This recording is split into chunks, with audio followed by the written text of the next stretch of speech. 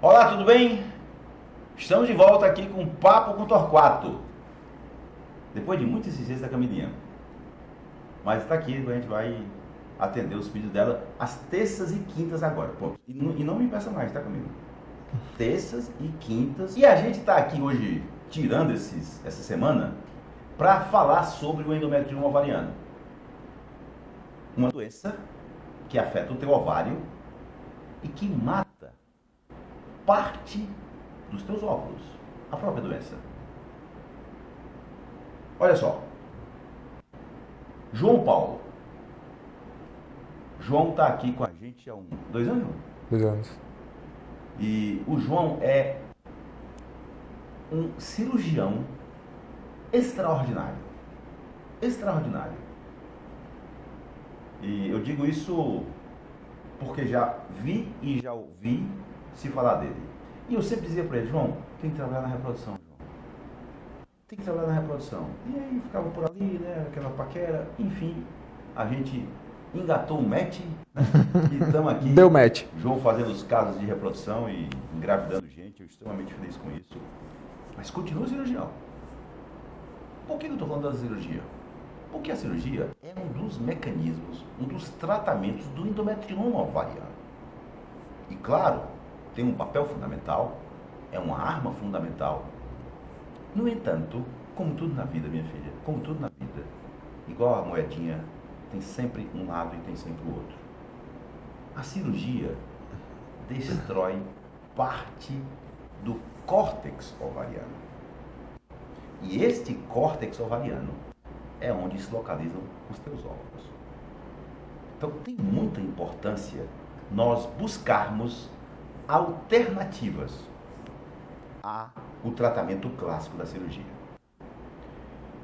João, na tua opinião, qual paciente com endometrioma ovariano poderia beneficiar-se mais ainda da alcoolização dos endometriomas, que é esse tratamento alternativo que nós estamos aqui colocando para vocês na clínica? Qual paciente que tu acha que você, essa paciente aqui a gente tem que dar uma pensada realmente se ela não deveria ir para a alcoolização ao invés de ir para a cirurgia? Perfeito. Fala. Primeiro agradecer o convite, né, da Camilinha e do Evan aqui, o convite da entrada do mundo da fertilidade também, sempre agradeço, porque é um mundo incrível. Eu diria, Evan, que como todo tratamento, né, na medicina a gente está vendo essa evolução, esse tratamento tem que estar cada vez mais individualizado. Então, individualizar os casos de endometrioma é uma coisa mais crítica ainda.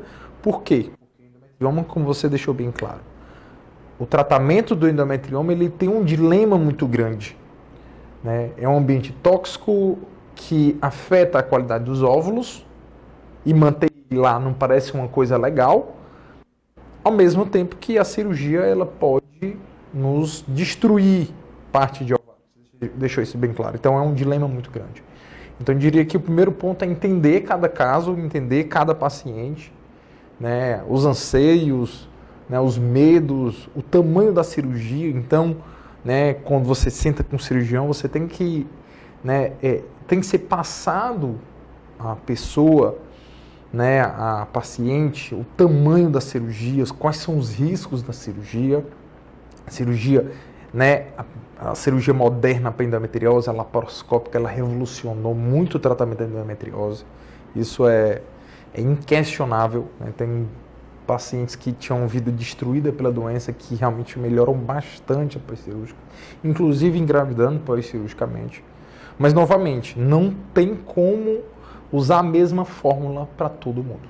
Tem que ser um tratamento extremamente individualizado. Então, nessa individualização, né, especificamente do cisto de endometriose, né, a gente tem alguns perfis que a cirurgia não vai ser tão adequada, né, e alternativas como a alcoolização se tornam mais, digamos, imperativas. Perfeito. Então, um clássico seria um paciente que já operou de endometrioma, então que a cirurgia, né, vários estudos já mostram, ela destrói ovário. Então já sei que aquele ovário já vem destruído de uma cirurgia prévia. Imagina fazer uma nova cirurgia, porque é muito comum operar e o endometrioma voltar. É muito comum. Então, isso tem que ser muito bem estudado, principalmente esses casos que já se operaram. Outro caso bem interessante é, essa paciente tem endometrioma e com a quantidade de óvulos muito baixa, dimensionado ou pelo próprio ultrassonografia ou geralmente melhor pelo MH, porque realmente o cisto ele pode dificultar avaliar a quantidade de folículos. Então, o antimeleriano, a quantidade de óvulos que você tem já é baixo. Imagina, eu posso cortar até 50% a 70% desses óvulos com a cirurgia. Então, é outro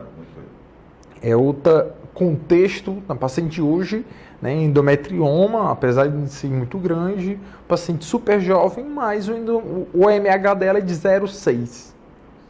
Opera ou não opera? Então, uma situação muito delicada. A gente tem que passar né, para as estratégicas de curto, médio e longo prazo. Então, tem que pensar como é que ela vai estar no contexto de óvulos, né, no contexto de fertilidade, se ela vai optar por ovo recepção, ovo doação ou não. Então, sim, nos casos tem que ser muito individualizados. Então, endometrioma já operado, eu diria por dois motivos, Evan. Não só porque a quantidade de óvulos é baixa, mas porque a cirurgia vai ser mais delicada. A cirurgia vai ser mais complexa. Porque uma cirurgia de endometriose que já teve uma cirurgia prévia, principalmente endometriose antes, né? Ela é mais delicada porque a fibrose, a cicatrização da cirurgia anterior dificulta muito tecnicamente a cirurgia subsequente. Não só no contexto de quantidade de óvulos, mas a quantidade também, um ponto importante é o risco cirúrgico. O João colocou aqui dois pontos bem importantes. Paciente com endometrioma recidivado, operou e voltou. Quase imperativo que essa paciente não faça uma nova abordagem cirúrgica clássica, porque ela terá mais destruição do parênquima, do córtex ovariano. E ele trouxe um dado. Há relatos de queda na quantidade de folículos de até 50%. 50% é muita coisa. E aí, eu trago um alerta.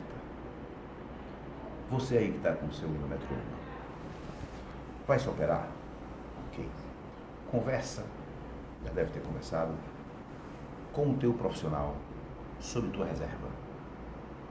Porque hoje, vindo lá da Espanha esses trabalhos com a professora Ana Cobo, que desde 2009 vem congelando óvulos na paciente com endometriose. Porque, como eu falei, a endometriose por si diminui tua reserva. Se a endometriose é no ovário, cai mais ainda a reserva. Se tu vai operar o teu ovário, vai cair mais a reserva. Então, desde 2009, foi publicado agora em 2016, 2017, o setting de pacientes que fizeram preservação de óvulos antes da cirurgia. Então, eu digo assim, tu tem um antimeleriano muito bom. Mas o que é um antimeleriano muito bom acima de 2,5? E o que é um antimeleriano ruim abaixo de 1,2 e muito ruim abaixo de 0,5? Então, se divide aí desses grupos. Tem um antimeleriano muito bom, cogita-se a possibilidade de você não fazer preservação.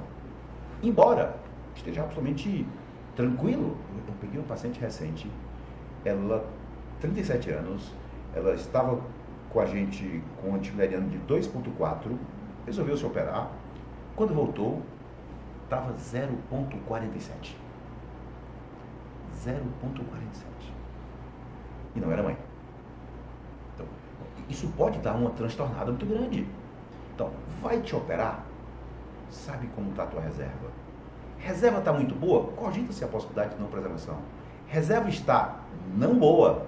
Cogite, minha filha.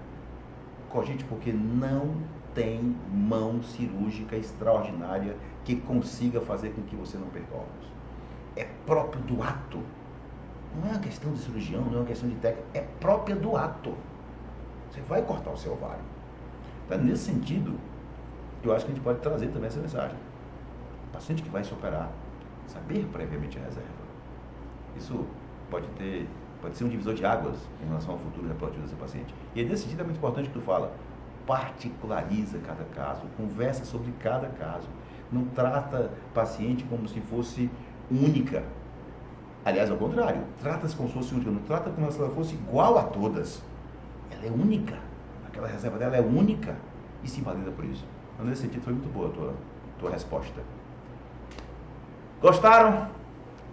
Camilinha, gostou, Camilinha? Show. Vai vir aqui. Não. Agora todo mundo já te conhece. Não, por isso depois. Beijo pra vocês. Tchau, tchau. Próxima semana, mais um Papo com o Torquato.